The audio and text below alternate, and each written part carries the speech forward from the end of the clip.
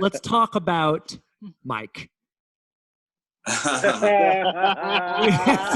You just say it and everyone starts cracking up. Let's talk about Mike. Now, I know that Tracy and Mitchell think that I'm going to just zone in on certain things that Darrick said, but we're going to slow play that. We've talked about that. This Last Dance, we just get to watch it. You lived it. You played in it.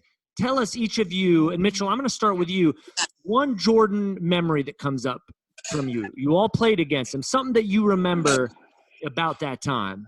It's got to be my first time ever playing against him. I was with the Washington Bullets, and I remember that, he went to baseball, and when he decides to come back, we're playing them, and I check into the game.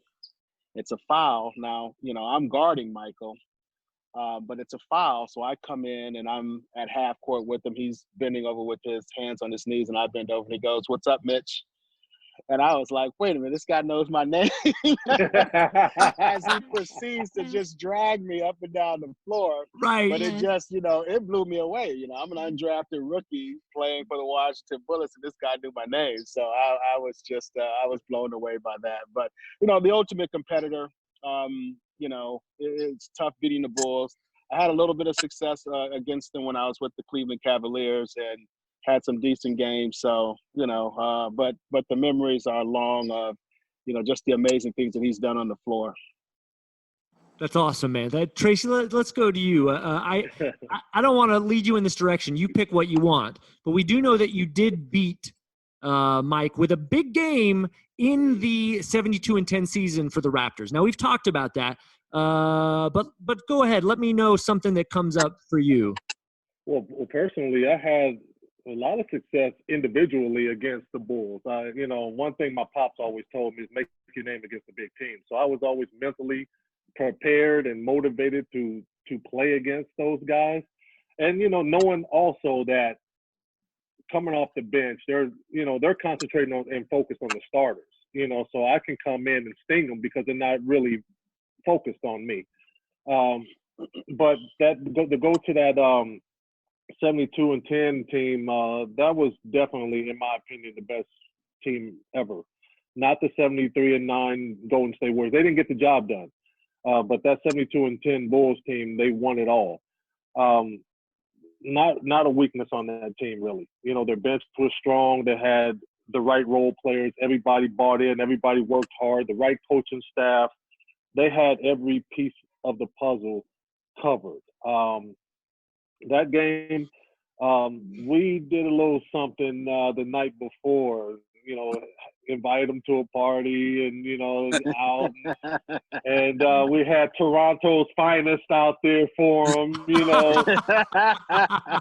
So we made sure that, they were feeling real good, nice and liquored and cigared up, and we made sure we kept Toronto's finest up in there when we slowly started trickling out the party. Well, Mom, a toast to that, because we brought our scotch yes. to the party.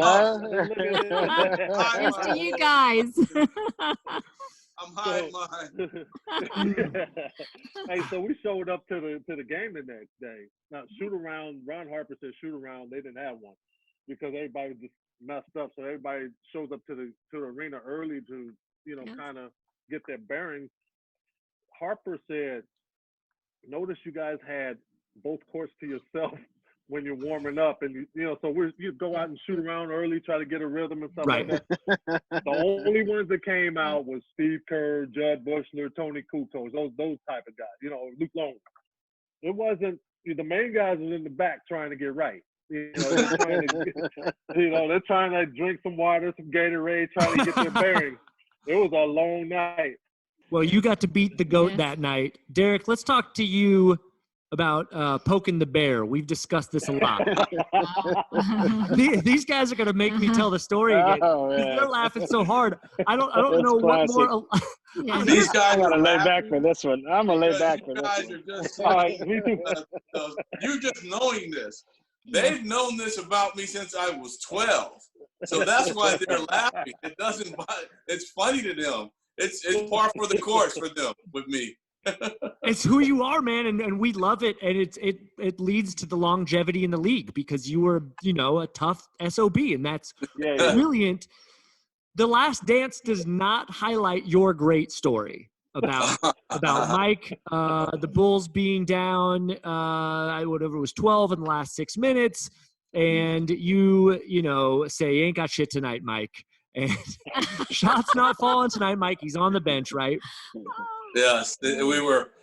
I hit an and one, walked by the bench, put us up 8. It was about 2.5 minutes left to go, and I walked by the bench and I told him, basically, you're not beating me tonight. You suck. So he comes back in, and I have a picture of us at the foul line, and he's looking at me. And he's like, "Little fucker, I told you about talking trash to you." No shot. He went on to score like the next 10, 11 points to beat us. And to say this, Byron Scott was guarding him. I told him. Scott is the backdrop to Byron Scott. He made Byron Scott quit in the finals earlier, a couple of years earlier. So Byron was scared of him and kind of let him have his way. Yes, Scored enough points to beat us down the stretch. But Mitch can attest to the backdrop when we were down at for Space Jam. That's Jordan where Dome, yeah.